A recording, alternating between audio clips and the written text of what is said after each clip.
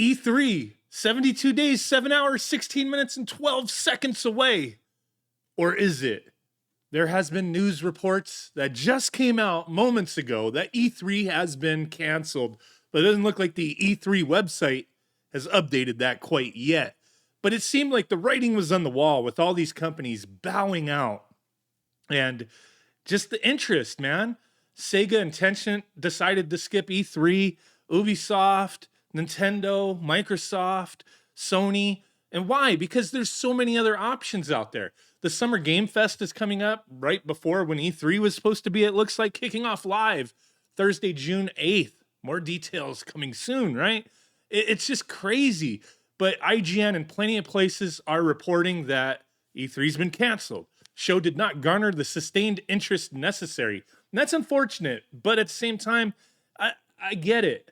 I got a media pass to go to E3 this year, and I was a little excited, but a little reserved as well. Luckily, I didn't have to make any plans because like E3 is close to where I live, so I don't have to plan to travel, get plane tickets, or go by choo-choo train or something, and pack some bags and rent a hotel. Nothing. I wouldn't have to worry about that. But what about the people who did? What about people who booked flights in advance? Like, I mean, I'm not a person who flies or travels for the most part. Maybe a couple cities away.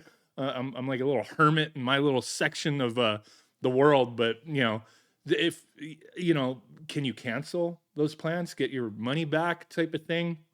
It definitely seems like it could be an inconvenience for people. But I had my suspicions even when I got invited to go, got my media, pass or whatever the hell it was. I was excited because it was going to be the first time that I ever gone to E3. And it was something I always kind of dreamed about a little bit. Like, not like, oh man, this is going to be like my biggest moment in my life type of thing. No, it was just something of interest. I don't go to like conventions and stuff too often, especially not to do with video games.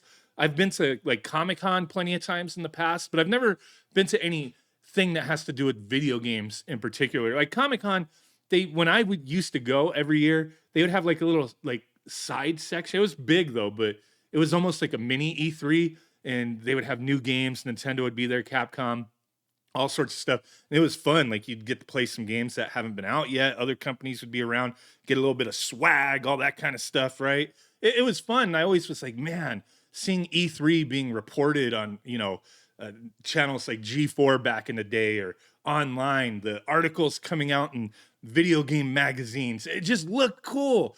And it just doesn't seem like it's anything that's going to happen anymore.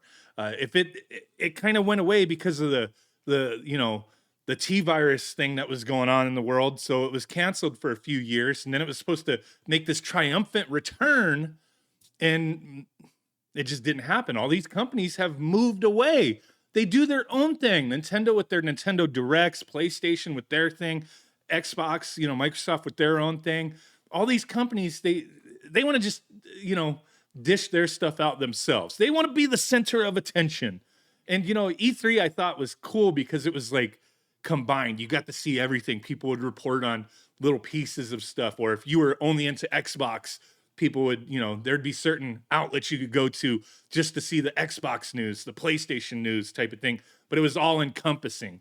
You could get all that news all at once if you wanted to. Whereas now, it's like with some of these companies, you got to wait for their special announcements. It's tailored towards their audience only. Makes sense. And I'm kind of fine with that. But at the same time, yeah, I'm sad to see E3 go. It's been canceled. Is it going to continue next year? Probably not. Like, this just seems like it's the end. It's over. And that's unfortunate. It just seems like the company ReedPop, who was, I think, in charge of it this year, putting everything together, there was a lot of issues with that as far as, getting companies on board, how long it was taking them to get plans together and stuff like that. So I think at some point, maybe a lot of companies were just like, yeah, this doesn't seem like it's being well organized type of thing. And that's a possibility. And also at the same time, like, these companies don't want to invest all that kind of money, into having a big, setup at a convention center and all that. It sucks, man. It's not a big show anymore. Nintendo gets to film their stuff on a green screen. present a bunch of videos. Sony gets to do the same thing, Xbox, and then, you know, all these other little things through like, what's his name? Jeff Cayley with the Video Game Awards and all those announcements, Summer Game Fest. There's just so many options out there now to get this kind of stuff out there and for companies to either do it themselves or go to something else that seems to be maybe a little more organized. I don't know. I don't know. It's crazy, man. But let's see what exactly they said. The event was supposed to be held from June 13th through the 16th. I was ready, man. But then at the same time, I was like, is it going to be a thing where I go, I get my little badge, get to wear it, and then I walk around and it's just other like media people and stuff just staring at each other like, hey, is there anybody here? Anybody else? Like, is there any video game companies here? Like, was there going to be a big like sausage fest? Media outlets looking at each other, staring at the wall. It started to seem like this probably isn't going to happen anyway. But yeah, you know, whatever. But it would have been the first in-person E3 event since 2019.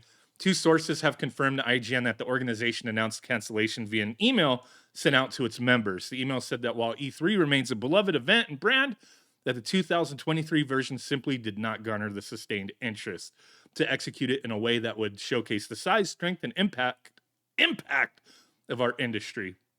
The ESA concludes the email by reiterating its commitment to advocacy work. Yeah, it is what it is, guys. I mean, it's unfortunate. I don't think I've seen an email come through for like people who were invited to go. Yeah, I haven't gotten an email on it yet. So just their members, their board, and whoever else was involved. Eventually, they'll probably send an email out. But you know, their website's still not, you know, up. Like, hey, if you were a gamer, you could have bought tickets to go. How much were they? Oh, you could. They didn't have it up, maybe, or maybe they weren't ever ready to sell tickets, or maybe this was the first thing they took down. I don't know. How do I buy tickets? What if I wanted to? Oh, here we go. Learn more. No, yeah, they disabled that or it never went live. I never really looked at that. So I didn't know how much they were charging for gamers to go, but yeah, kind of crazy stuff here, man. But all these companies doing their own thing. Let me know what you guys think. Have you ever been to E3?